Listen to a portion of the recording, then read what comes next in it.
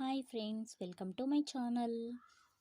మనము నిన్నటి వీడియోలో చెప్పుకున్నాం కదా ఫ్రెండ్స్, 10వ తరగతి తెలుగు పుస్తకంలోని మొదటి పాఠంలోని కొన్ని అంశాలు అయినటువంటి పాఠం నేపథ్యం, ఉద్దేశం, అలాగే పాఠ్యభాగ వివరాలు, అలాగే కవి పరిచయము మనము వీటిని చదువుకున్నాము, ఎలాగో వివరించుకున్నాం.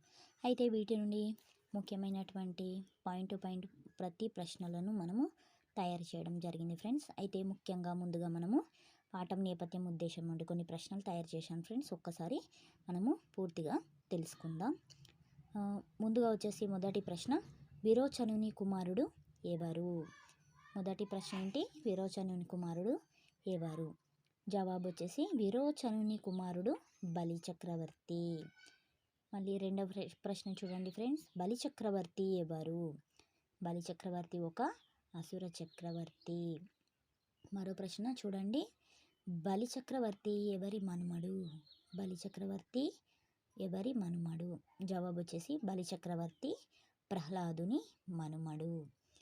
బలిచక్రవర్తి ఏ లోకాన్ని ఆక్రమించాడు? మరో ప్రశ్న ఏంటి? బలిచక్రవర్తి ఏ లోకాన్ని ఆక్రమించాడు? జవాబు వచ్చేసి బలిచక్రవర్తి స్వర్గలోకాన్ని ఆక్రమించాడు. అయితే ఇంకో ప్రశ్న చూడండి ఫ్రెండ్స్, రాక్షసుల యొక్క గురువు ఎవరు? రాక్షసుల యొక్క గురువు ఎవరు? అయితే ఈ ప్రశ్నకి జవాబు చూసినట్లయితే రాక్షసుల యొక్క గురువు శుక్రాచార్యుడు. మరో ప్రశ్న, దానశీలము పాఠ్యభాగం నుంచి మనము పాఠ్యభాగ వివరాలకు వచ్చినట్లయితే వీటి నుండి కొన్ని ప్రశ్నలు చూడండి ఫ్రెండ్స్. దానశీలము అనే పాఠ్యభాగము ఏ ప్రక్రియకు చెందింది? దానశీలం అనే పాఠ్యభాగము పురాణ ప్రక్రియకు చెందింది. జవాబు వచ్చేసి పురాణ ప్రక్రియ. అయితే పురాణము అంటే ఏమిటి? మరో ప్రశ్న ఏంటి? పురాణం అంటే ఏమిటి? జవాబు వచ్చేసి పురాణము అంటే పాతదైనను కొత్తగా భాషించేదే పురాణము. మరో ప్రశ్న చూడండి, మొత్తం పురాణాలు ఎన్ని? పురాణాలు మొత్తం 18. మరో ప్రశ్న చూడండి, ఈ పురాణాలన్నింటినీ కూడా సంస్కృతంలో ఎవరు రచించారు?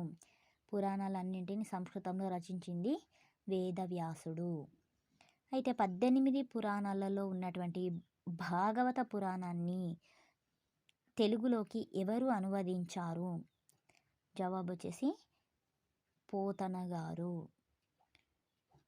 దానశీలము అనే పాఠ్యభాగము